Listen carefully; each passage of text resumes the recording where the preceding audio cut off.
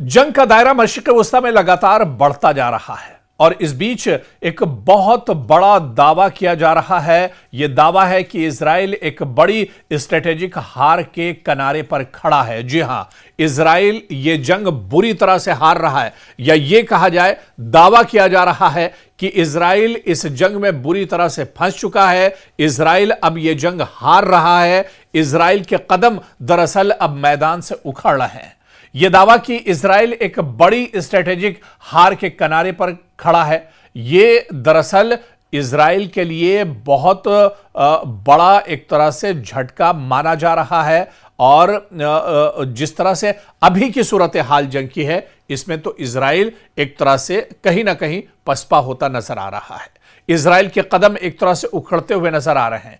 कई दिनों के रोपोश होने के बाद, कई दिन मीडिया से छुपने के बाद अब इजराइल के वज़ीर आज़म बिंयामिन नेतन्याहू दुनिया के सामने आए हैं, कैमरे के सामने आए हैं। उन्होंने बाकायदा पैगाम जारी किया है। यह दरअसल इजराइल का डर है, बिंयामिन नेतन्याहू का डर है। कई ऐसी खबरें आ रही हैं कि बिंयामिन नेतन्याहू की काबीना के कई वज़रा मारे जा चुके हैं।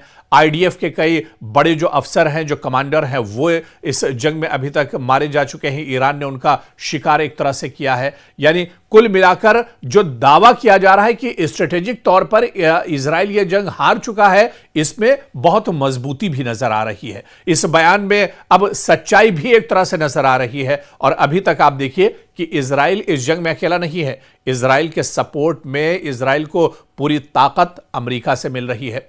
और अमेरिका को अगर इस जंग से हटा दिया जाए तो इजराइल इस जंग में अब कहीं नहीं एक तरह से खड़ा है। आप देखिए कि इजराइल का कोई शहर अब ऐसा नहीं बचा है जहां पर ईरान ने अटैक ना किया हो। ईरान के मिसाइल, ईरान के ड्रोन, ईरान के रॉकेट पूरे इजराइल में अब एक तरह से हाहाकार मचा रहे हैं। पूरी इजराइल में दरअसल सायरन खतरे के बजाय जा रहे हैं। पूरा इजराइल, आप देखिए कि ईरान की पहुंच पूरे इजराइल पर एक तरह से है। और फिर जितनी दूरी से इजराइल दरअसल अपने मिसाइल या ड्रोन भेज रहा है, उसे कई जगहों पर इंटरसेप्ट और गिराने की कोशिश की जाती है। इजराइल के अंदर खुद कहा जाता है कि 3 लेयर्स यानी 3 सतह की एक तरह से सिक्योरिटी होती है। उस सिक्योरिटी को भेदते हुए, चीरते हुए ईरान एक तरह से इजराइल पर हमले कर रहा है। आप देखिए कि तल अवीव बुरी तरह से तबाह बर्बाद हो चुका है। शुमाली यरूशलेम पे काफी हमले हो चुके हैं। हैफा पर तो अभी अभी एक ताजा हमला ईरान की तरफ से किया गया है। हैफा की जो सबसे बड़ी ऑयल रिफाइनरी है, उसे ईरान ने निशाना बनाया है। अरब जो एक शहर है, काफी इंपॉर्टेंट शहर माना जाता है, उसको एक तरह से ईरान ने निशाना बनाया है। बैते यम पर ईरान ने अटैक किया है। तो इस तरह से अब कोई जगह, कोई शहर, कोई इलाका ऐसा इजराइल का नहीं बचा है जहां पर ईरान ने टारगेट ना किया हो। और इसी वजह से कहा जाता है कि कहीं ना कहीं ये इजराइल की स्ट्रेटेजिक हार है और अब कहीं ना कहीं स्ट्रेटेजिक डिफीट एक तरह से सामने आ रही है। आप देखिए कि तवील मुद्दती मकासिद हासिल नहीं कर पा रहा है इजराइल। दुश्मन की पोजीशन का मजबूत पता नहीं लगा पा रहा है। आलमी सतह पर तन्हाई उसकी बढ़ती जा रही है, अकेला पड़ता जा रहा है। अंदरूनी सियासी और माशी दबाव भी अब इजराइल पर बढ़ता जा रहा है। लिहाजा ये एक फौजी, सियासी, सिफारती कहीं ना कहीं एक हार और शिकस्त का सामना इजराइल को करना पड़ रहा है।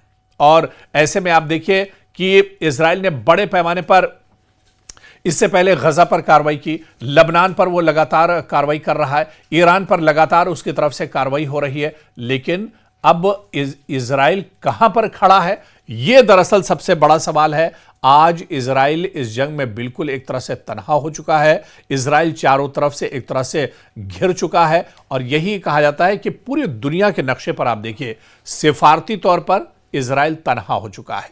कई ममालिक में इजराइल के खिलाफ मुजाहरे हो रहे हैं, प्रोटेस्ट हो रहे हैं, इंसानी हुकूक के इल्जामात इस पर लगाए जा रहे हैं। अक़वाम मुत्तहिदा में भी इजराइल पर तनकीद हो रही है। हालांकि अमेरिका की हिमायत जरूर इजराइल को हासिल है, लेकिन इजराइल के अंदर सियासी तक़सीम, हुकूमत पर तनकीद, मईशत पर जंग के असरात, ये सब अवामिल जो हैं, ये दरअसल तवील जंग को मुश्किल बना देते हैं। और कहीं ना कहीं इजराइल इस जंग में फंसता जा रहा है। और इसी वजह से यह दावा किया जा रहा है, पूरी मजबूती के साथ यह दावा किया जा रहा है कि स्ट्रेटेजिक तौर पर इजराइल यह जंग दरअसल पहले ही हार चुका है।